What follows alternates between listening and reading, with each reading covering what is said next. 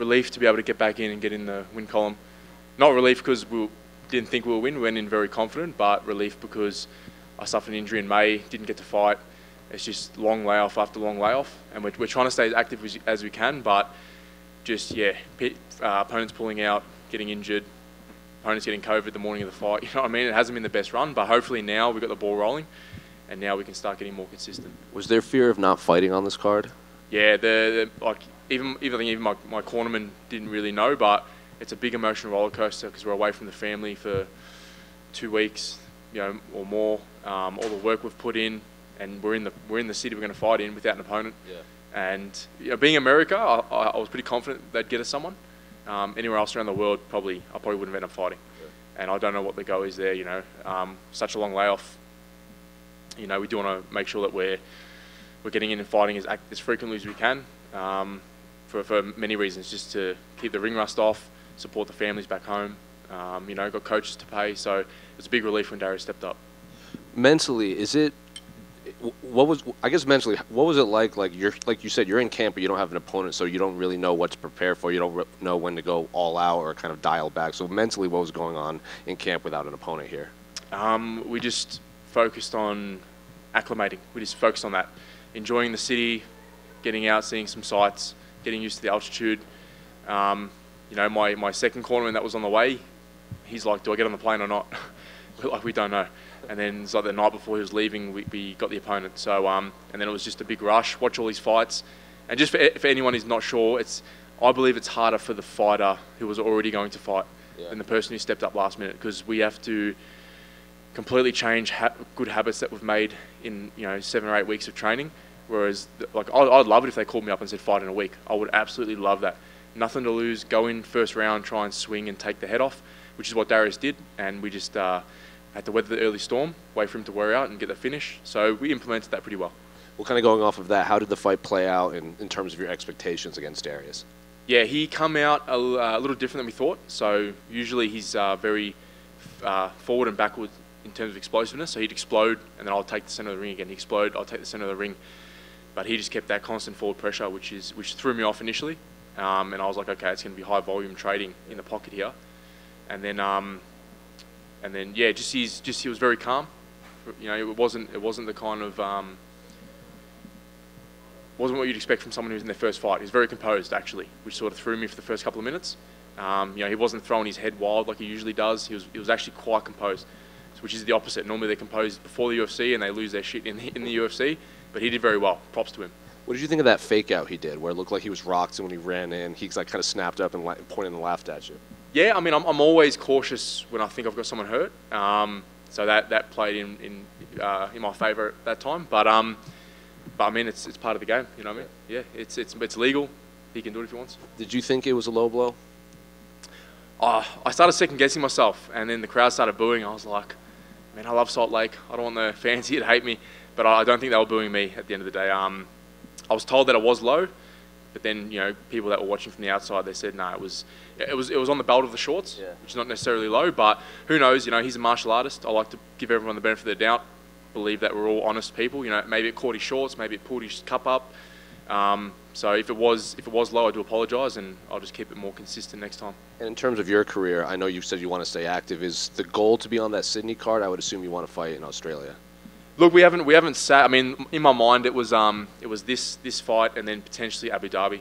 Oh yeah. It's the only reason is I love Australia. I think I've watched one UFC live in my life. Oh, wow. So it'd actually be good to go and relax and watch one. And being in Sydney would be a great one to go to. But the reason is there's so many Aussie UFC fighters now, and the first half of a decade of my career was pretty much all on Australian cards. And it comes to mind when Sean Shelby said, if you want big fights, big opponents, you have to go overseas eventually. You can keep fighting in Australia, but we're not going to be able to get these ranked guys to you. You got to go to them. So that always stuck in the back of my mind.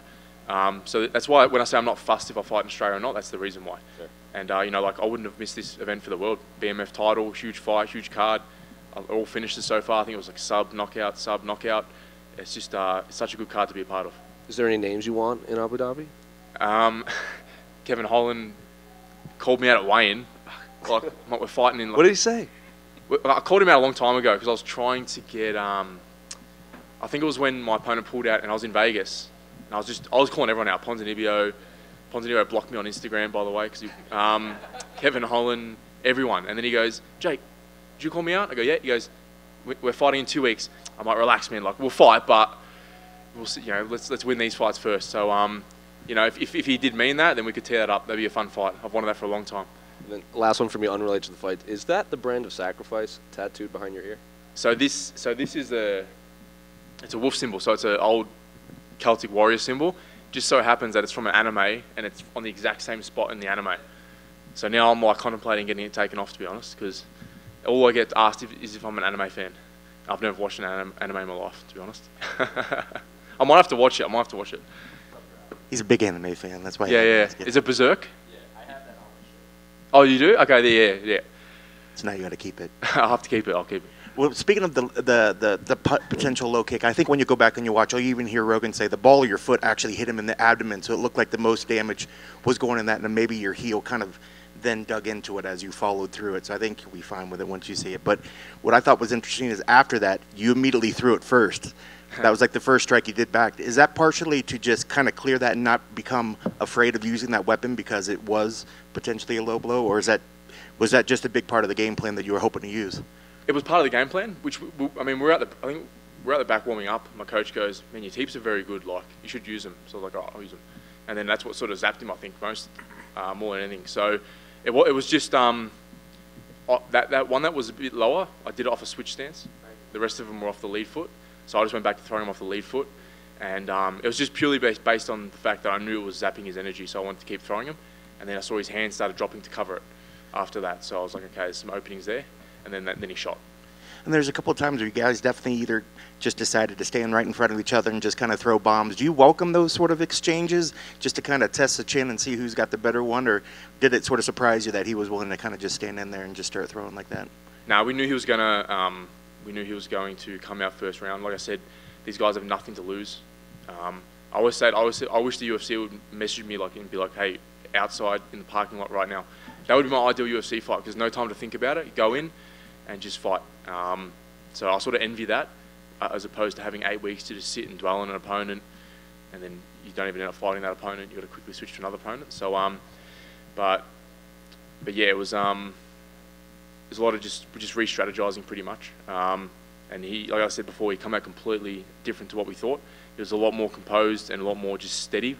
So I was ready for those exchanges, but my coach isn't too happy. But I love getting drawn into those exchanges. It's just like the unknowing. I love the unknowing, and when you get into those exchanges, it's like you're going to hit me or I'm going to hit you. One of us is going to go out. It's kind of fun. Yeah.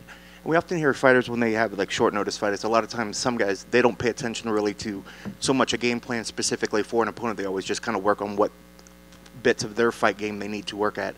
But it sounds like you're the type that you guys did want to look at, film. You wanted to see what sort of stuff. And did you alter the game plan according to what you thought he would bring out there?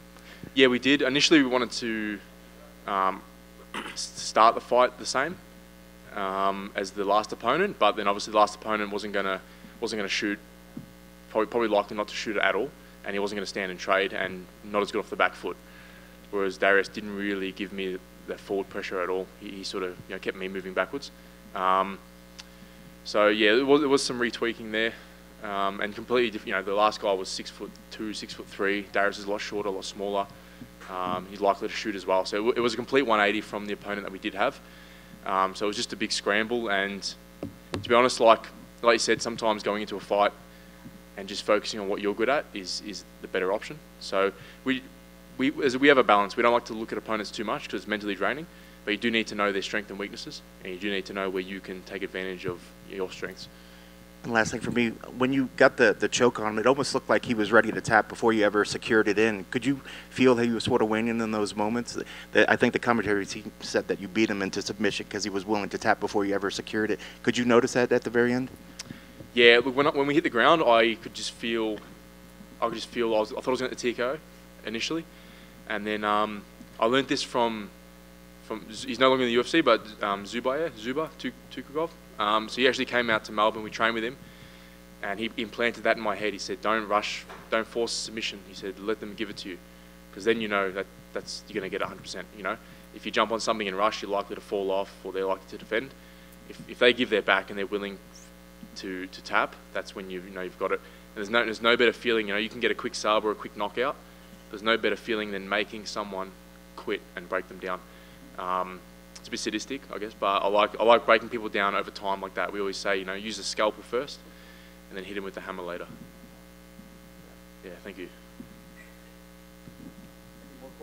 Was it just Zubair you trained with, or was there any other Dagestanis that you trained with? It was just Zubo at that time that came out to Melbourne. Yeah, I think it was after the Perth card. They all went off elsewhere, and he came down and met us. One more right over here.